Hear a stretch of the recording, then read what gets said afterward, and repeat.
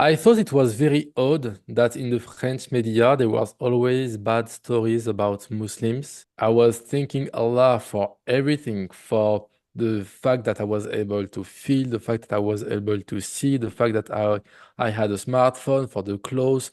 I was realizing that all that was the doing of Allah. It's like everything Islam touches, it becomes beautiful. The following is a conversation with Pierre Richet from France, who shares his inspiring story of converting to Islam. Once deeply immersed in the world of music as a DJ, Pierre's life took a transformative turn as he sought deeper meaning and purpose.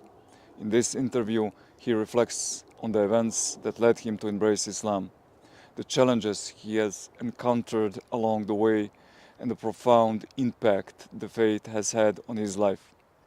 Join us as we delve into Pierre's journey of spiritual awakening, his insights into Islam, and the lessons he hopes to share with others seeking their own path of fulfillment and faith. Actually, I used to be Christian and Catholic. And I would go to church every week, and I was also praying every day. Um, so, and I did something we called la communion de foi, which is I don't remember the meaning of that, but basically what I remember when I was a child is that you are allowed to eat something when you go like this in the church and the priest give you something that you can eat. And basically, they say it's the body of Jesus, peace and blessing upon him. But I was not very connected to Christianity. I had a course, which was a catechism, but I don't remember a lot from that. I was going to catechism because my parents told me to. Right before you started learning about Islam, what was your religious or spiritual background at that moment? At this moment, I was, I think I was deist. I was believing in God. But I didn't had any religious background at this moment because I stopped believing in Christianity when I was 12, 13 years old because that's the age where you start to ask questions and you're wondering like if all that is true, and I was not very connected, and basically I think my faith was not very strong at this point. What did you think about Muslims and Islam before you started learning about Islam? I thought it was very odd that in the French media there was always bad stories about Muslims. I don't know if you are aware of that, but in some countries like India or French or United States, every time there is someone that is doing a crime, for example, they will say that he's from Islam. And this is something that happens. Um, it was a few days ago. There was like someone that is he attacked a lot of people in a Christmas market. I don't know. I don't remember in which country. In Germany. Germany, Yeah. yeah, Yeah. Germany, yeah, that's it. And the French media, they say that he was a radicalized Islamist, which is not true. No. He was actually a Zionist. But they always do that. And, it's been maybe 20 years they do that. And basically now a lot of people think that Muslims are bad people. A lot of people think that Islam is a religion that promotes hate and violence. But I always thought it was odd because I already had Muslims friends. And there was the most peaceful and genuine people I have ever met. They were much better in in morality than my French friend or atheist friend. So this is something that I remembered. So this is what I was thinking about Muslims. How did you first came across information about Islam? I think the very first time it was actually I was told I never say that. I don't know if that's a good thing to say, but it was when I was 23 years old. I was speaking to a girl, and she was French, and she told me that she was believing in God in the Islamic way. And I thought it was odd. It was the first time I heard someone that is not Arabic being interested in Islam. And actually, her brother, was a Muslim. And I was thinking that, oh, that's very interesting. And I think this is the first time I was hearing about that. Because in France, everyone thinks that Islam is actually the religion of Arabic people. A lot of people think that. A lot of people think that Allah is the God of Arabic people. People don't understand that don't understand the prophetic messages that were sent on different communities, but they were actually delivering the same message every time. And I thought it was interesting. And I think 2 years later, I had a friend. We were speaking on Instagram because I had an online business at this point. It was pretty successful, and a lot of people were sending me messages to get some help. And I remember his name is Bilal. We kept in touch for maybe 1 year or 2 years, and at some point he told me, "Please, let me come into your apartment. Please coach me on my business. I need that." And I was like, "Okay." And actually, he spent 1 year at my apartment, but I barely coached him. Maybe I coached him for 3 hours, but the whole time he was coaching me on Islam because I was asking so much questions. I was like, but why five prayers? Why this? Why that? I was asking a lot of questions, and he was answering to me. And it's very funny because two things happened at this point. I was thinking that a lot of things that Muslim people think, I was already thinking it. Uh, because a lot of things that you can know by just reasoning in Islam. There is some things that we can know by transmission, and some of the things we can know by reasoning. I was like, yeah, it makes sense. And this is the second thing I noticed is that everything makes sense. It's not like in Christianity, if you ask something to a Christian, to someone that is Christian, you ask some things and you notice that something doesn't make too much sense. You're like, oh, but why is that? Why is that? This is the kind of question I was asking to my parents when I was a kid. I was asking some questions, and the answer was 95% of the time, it's just like that. It's like that. So it's amazing how I thought it was amazing how Muslim people they treat their religion like a science. Everything makes sense. I could ask all the questions I could, and my friend had all the answers. And I thought it was amazing and also very stimulating. Tell us what finally convinced you to accept Islam. So after that event, mm,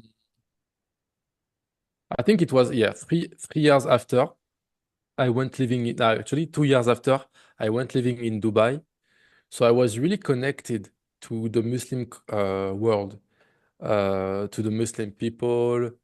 And you start to see that first, I noticed that Muslim people are much happier because I lived in like a few countries, and I like to observe people, and Muslim people are, they seem more happy and more relaxed also.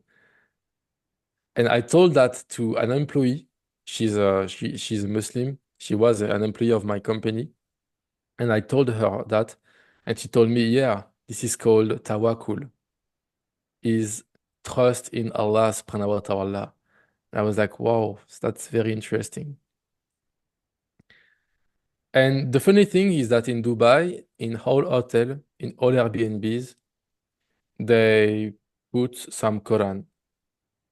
They put actually the Quran. So I was trying to, and actually it was an English translation of the Quran, sorry. And I was trying to reading it, and I had always a weird feeling when I was reading it. I What was that feeling?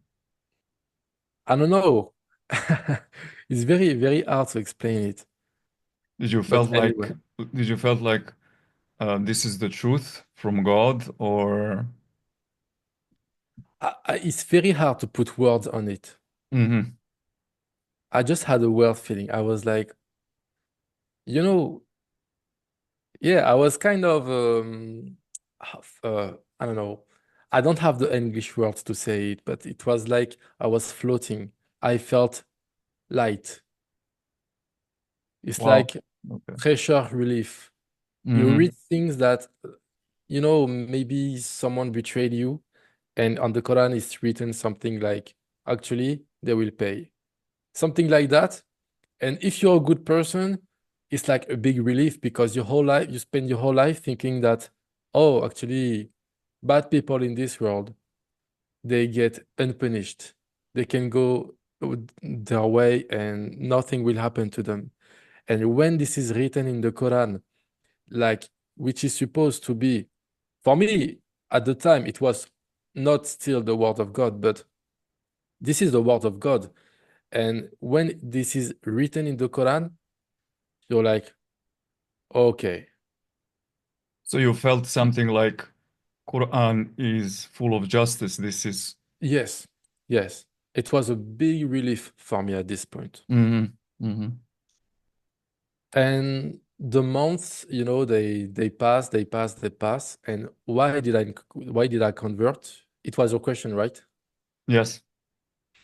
So I don't think I mean, I think converting to Islam is a big decision.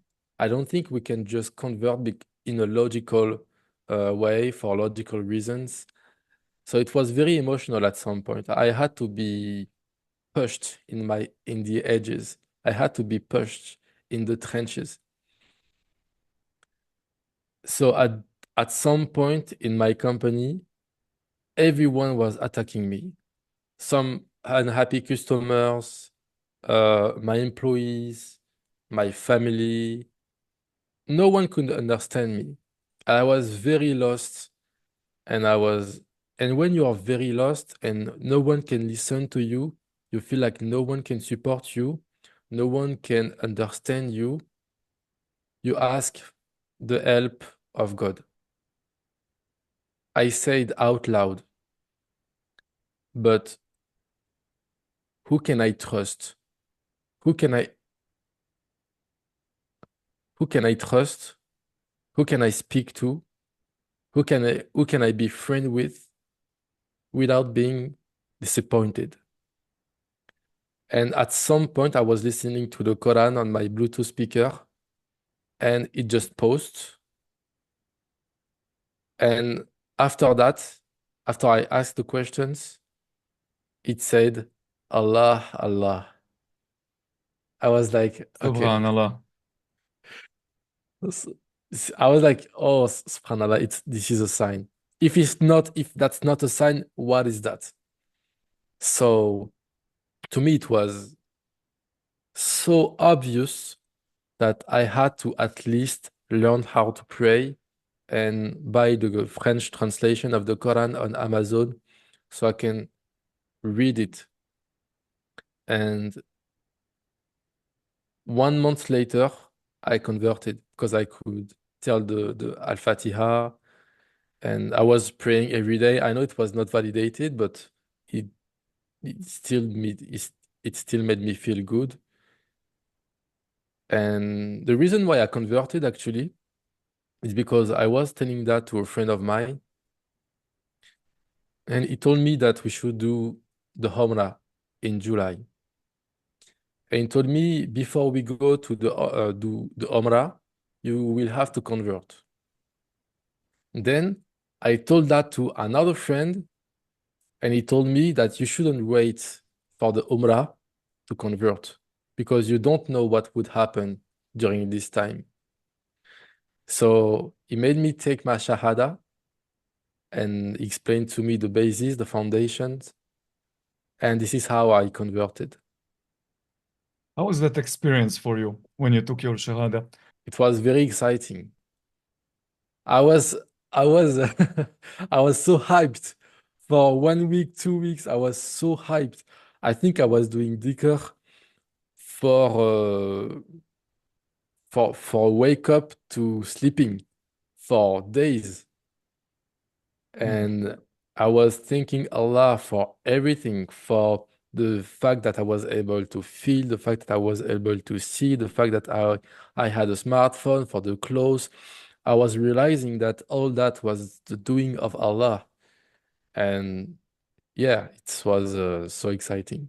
Now it's still exciting, you know. Mm. How did your family and friends react to your decision to embrace Islam? Okay, so that's the funny part. Um, I told that actually at first I didn't want to tell anyone. But when I told that to some Muslim friends, they told me why. And so I was like, oh, okay, I need to tell it. And I told my mom I reverted, and she just laughed. She kind of mocked me even because she she used to listen to the French media, and at some point she was even worried I was about to join a terrorist group. So I was like, okay, no. It was it was very amazing to me that she was thinking about that because Islam for me was not that, you know. And I told my friend too, and they couldn't understand because for them, Islam was still the religion of Arabic people. And my friends thought that I wanted to become Arabic because they don't make the difference between Islam and being Arab. So between Muslim and Arab. So you have to explain sometimes, but if you notice that the person cannot understand, some people they don't ask any questions, they jump onto conclusions. So I think in this kind of situation, it's better to just let people following their own path and try not to talk about it. What was your biggest challenge after becoming a Muslim? Yeah, I think that's it. It's friend and family, trying to explain to them, but also you realize that it's very hard to explain to them. And also another big challenge is it's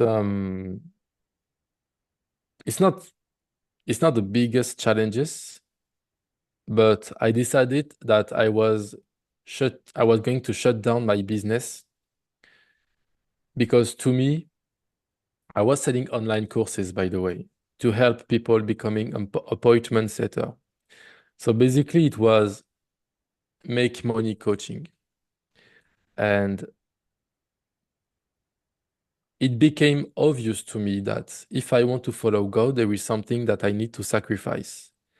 And I knew that the people that were buying my courses, even though we did a lot of things, I hired a lot of people. We I developed apps to help people to develop the right skills to become appointment setter. I noticed that we can't change the destiny of people. And that is why our success rate was about 5%. And that basically 95% were not receiving the value they were supposed to receive when buying our coaching program.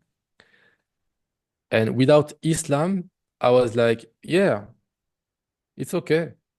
It's like that in all coaching program, in all coaching companies. So why would I stop that? It makes money. Uh, and the when you don't follow God, you follow the crowd. I think that's what I was doing. But I decided to stop, and yeah, it's much better like this because I think I was getting more and more tired when I was doing it. So I stopped in last October, like 2 months ago. How did your perspective on life change after converting to Islam?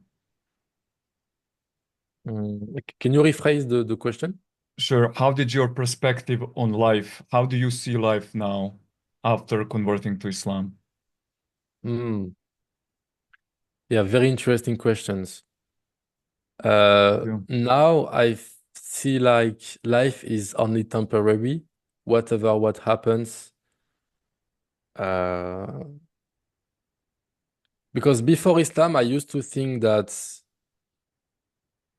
like in movies, if you provide a lot of effort towards something good, and if you suffer a lot from that effort, you think that your reward will be in this life. But now I realize that there is more to that life. There is more than this life. So now I'm thinking that rewards will be after. And also, I used to not be very modest. Now I want to live in a modest way. Even though some people they see my apartment, which is actually very small, but a lot of people they think it's a like luxury apartment, but not at all. But now I want to live in a modest way. I don't. I used to. Uh, Before that, I wanted like lots of money and a lot of stuffs. But now I'm just want to, be more modest. And that's the second thing. And maybe another thing on my perspective on life. I think I just want to increase my science more and more. Now my new priority is not business, is really increasing not wealth, because obviously I was really obsessed with money before that. But now my priority is increasing my science towards Islam. And I pray Allah subhanahu wa ta'ala to help you on that Thank you. path. I Um, mean, I mean, if you could share one message with our viewers about beauty of Islam and its impact on your life, what would that be? Is there something in Islam that you find truly beautiful or that inspires you? yeah, a lot of things actually. And since I reverted to Islam, I want to. I realized that uh, Muslim people they walk on this earth with peace, with justice, with compassion, with connection to God, while being aware of God. And this is the thing that is beautiful with Islam. It's like everything Islam touches, it becomes beautiful. Beautifully said. Why should people learn about Islam? So I will answer it in the perspective that French media they did a horrible job to misrepresent Islam. The reason why people they should learn about Islam is that when you learn about Islam, you're not only learning about Islam, about religion, you're also learning about the truth, about the angels, about what happens after life, who is God, the fact that he is living and he has a will. In modern societies and Western societies, people they want to, in New Age spirituality, people they want to see God as the universe or something that has no will. And this is wrong. So the reason why people they should learn about Islam because it's the perfect framework to understand the truth about spirituality. This is the real spirituality. And also they will understand maybe the dunya better, the politics and all the conflicts, the media. It's a great way to also understand the world we live in and the world after we are going to live. If you had an opportunity to talk about Islam to entire world, even just for a moment, what would you say?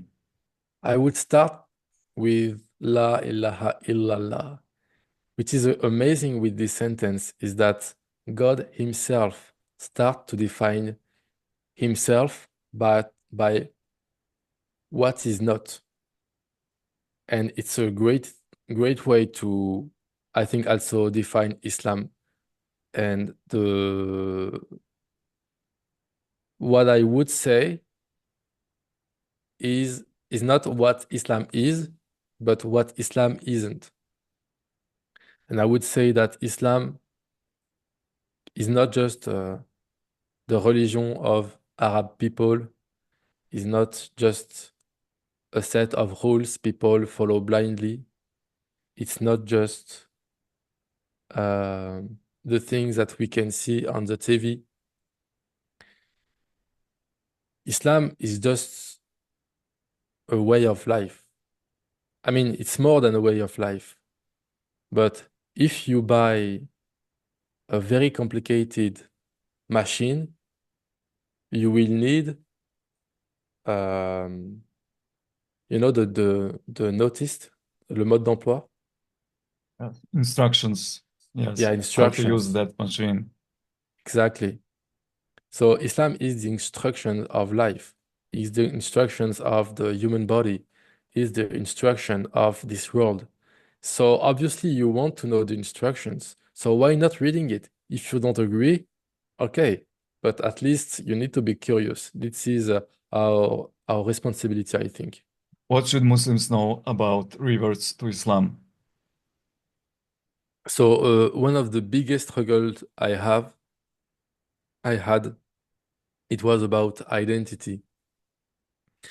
Because I was thinking about converting uh, way before, but what was holding me, it was the identity. I thought that being a Muslim, becoming a Muslim would make me look like the stereotype of the Muslim, uh, which is, wearing the traditional clothes, for example, or speaking Arabic, or but this is pride, I think, because you are who you are and you don't want to be changed. There is nothing wrong with looking like a Muslim. Actually, now I want to look like a Muslim, but at the time, I was I thought that I was already good. I shouldn't change, but it was just a lack of humility. By the way, I knew what was humility the day I put my head on the ground. And also, another struggle was obviously family acceptance, friend acceptance. You lose a lot of friends when you become Muslim. You see the real face of a lot of people. They can make some comments that are really surprising. Another struggle was also, yeah, speaking Arabic. I think because I think I just spent maybe 1 month to know how to pray. And yeah, basically, yeah, Arabic was a big, was something that was holding me in the beginning, but now it's okay. I know some Duha, I know the Al-Fatiha, I know uh, some some surat. So yeah, basically that's it. What advice would you give to someone who is exploring Islam but feels uncertain about taking the next step? So I would say to that person that truly they should take their time. You should not try to be perfect from the beginning. To me, what made me comfortable with becoming a Muslim is accepting that I will make mistakes and I will progress at my own pace. And if you think like that, you think that okay, first I will try to master the most important thing, which is prayer. And after I will try to master this, to master that. And I think taking the time and accepting that maybe you will be like maybe a perfect Muslim, not perfect obviously, but you will be you will have a good level of understanding of everything in Islam. Maybe it will take 2 years, and it's okay because the intention is very important also. Right, right. The attention is everything, really. Mm. So before I let you go, I would like you to react to one video, if that's okay. Yeah, sure. So let me just find it. SubhanAllah, I was very taken aback by his welcoming nature. As Aussies, I guess now I don't want to offend any Australians here, but my upbringing is from a country upbringing. My parents raised me as an atheist. They were raised as Christians. They were dragged along to church every Sunday, and they hated every minute of it. So as soon as we were born, they drummed it into our heads that when you die, you're worm food. That's it. There's no afterlife. There's no God. It's all rubbish. So I was raised as an atheist. So when I walked across and I saw Abu Hamza and he was talking to me in a very polite fashion, which I was very thankful for because I was sure I'd seen him on the 5 o'clock news hijacking a plane the day before. Now, Aussies are hospitable, don't get me wrong, but Lebos are the most hospitable people I've ever come across. And as the brother Hamza was saying, these brothers were making me cups of tea, and I honestly needed to keep going to the toilet every 5 minutes. They just kept putting tea in front of me, biscuits. I'd never seen anything like it.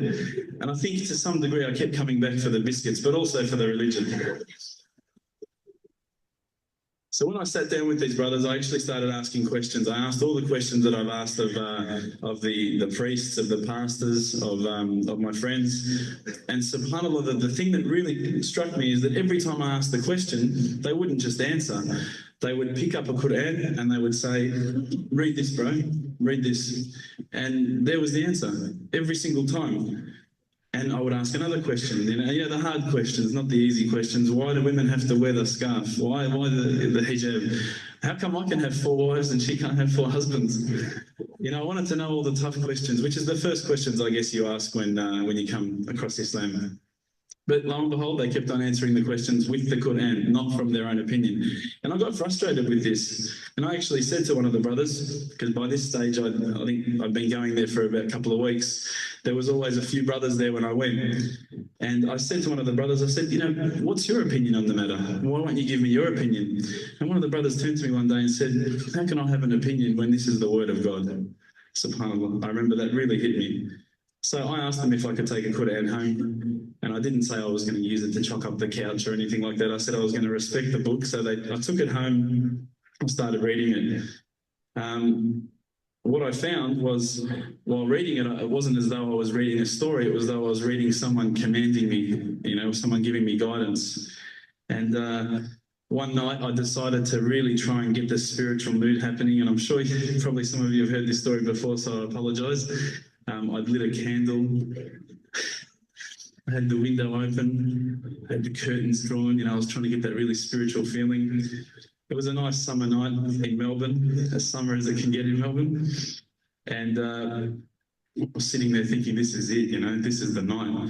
I'd been, investigating all the spiritual proofs, all the scientific proofs about the fact that the mountains are the pegs, about, how the embryo develops inside, the woman, all these amazing proofs, but I still needed that little push. It's like I was on the edge of a cliff. I was ready to jump, I just needed a push. So I was sitting there, it was very quiet. I was reading Quran and I stopped. I said, Allah, this is my moment. This is the time I'm about to jump into Islam. All I need is just a sign, just a little sign, nothing huge, maybe a bolt of lightning. Maybe half the house could fall down or something, just small. Small for you, man. You created the earth, come on. So I sat there, I was waiting for the candle to start lighting up to 4 meters high like in the movies. And I go, okay, go. And subhanAllah, nothing, absolutely nothing happened. I was really disappointed, to be honest. So I sat there and I said, Allah, this is your chance. Yeah, I'm not going nowhere. I'll give you another chance. Okay, maybe you're busy. I know it's daytime over the other side of the world. There's a whole lot of stuff going on. Maybe this time it could just be like a car backfiring. Something small. All right, the half the house, the candle. Let's forget that. A bird could fart outside. I don't care. Just anything. So I said, okay, go. And subhanAllah, absolutely nothing happened. And I mean, I couldn't have even said, oh, that was it. That creep just then in the wall, that was it. Absolutely nothing happened. I was really disappointed. I was gutted. I was sitting there thinking, this is it, this was my last chance, Islam. And I haven't found it. I pulled back the Quran, I turned back to where I was reading. SubhanAllah, the very next verse on the next page. For those of you who ask for signs, have we not shown you enough already? Look around you. Look at the stars. Look at the sun. Wow. Look at water. These are the signs for the people of knowledge. SubhanAllah. That's amazing. So the reason why I wanted you to react to this video is because the Holy Quran spoke to him, same as it spoke to you. Yeah. It's amazing. And that happened to me a lot of time also. Because sometimes you go through something in your life, and you're like, but how? Why? And you opened, you're like, oh, okay. It's speaking. It's amazing. Pierre, I want to thank you from the bottom of my heart for being my guest. It was truly an honor to have you here and to share your inspiring story. Thank you for inviting. It was an honor. Thank you for watching. To support this podcast, please check out our sponsors in the description. If you or someone you know has a story of embracing Islam, we'd love to hear it. Your journey could inspire and uplift others. Feel free to reach out to share your story on this channel. Let's continue to celebrate the beauty of faith and the diversity of our experiences. Please share this video and don't forget to subscribe for more meaningful content. See you in the next one, inshallah.